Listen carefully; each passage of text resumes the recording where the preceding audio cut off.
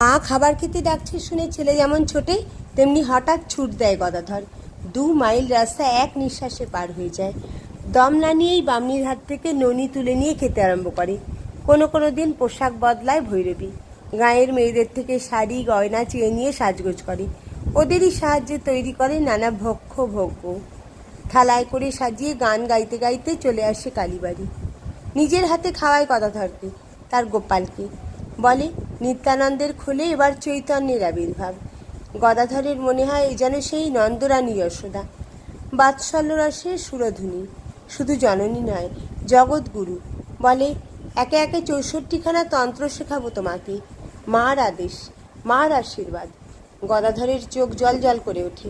ঠাকুরের ধর্মজীবনের প্রথম গুরু নারী, যে নারী মাতৃত্বময়ী, মঙ্গল স্বরূপিণী। এসব কি দেখছে ভৈরবী? ভগবানের কথা বলতে গেলেই ভাব বিভোর হয়ে যায়। কীর্তনে গলে পড়ে, ঢলে পড়ে, ধ্যানে বসলেই সমাধিস্থ। এসব সেই চৈতন্যদেবের লক্ষণ। সেই জ্ঞান, সেই ভক্তি, সেই তীব্র বৈরাগ্য। চৈতন্যদেবের জিভে সার্বভৌম চিনি ঢেলে দিলে চিনি ভিজলই না, ফরফর করে উড়ে গেল হাওয়ায়। তেমনি বহ্নিমা সন্ন্যাস, প্রজ্বলন্ত অনাসক্তি। যাকে ছুটছে তাকেই ঈশ্বর ভাবিত করে দিচ্ছে, যাকে ধরছে তাকেই নাচিয়ে ছাড়ছে। এমন প্রিয় যে নিজের দেহ তাই ভুল করে ফেলছে। শুধু ভুল কি, শরীরের কোনো বোধই নেই এক বিন্দু, চেতনার চিহ্ন নেই এক কণা।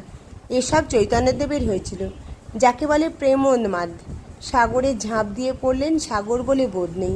মাটিতে আছাড় খেয়ে পড়লেন, শরীর সেই মাটির চেয়েও তুচ্ছ। বন দেখে ভাবলেন বৃন্দাবন, সমুদ্র দেখে যমুনা। যেমন গোপিনী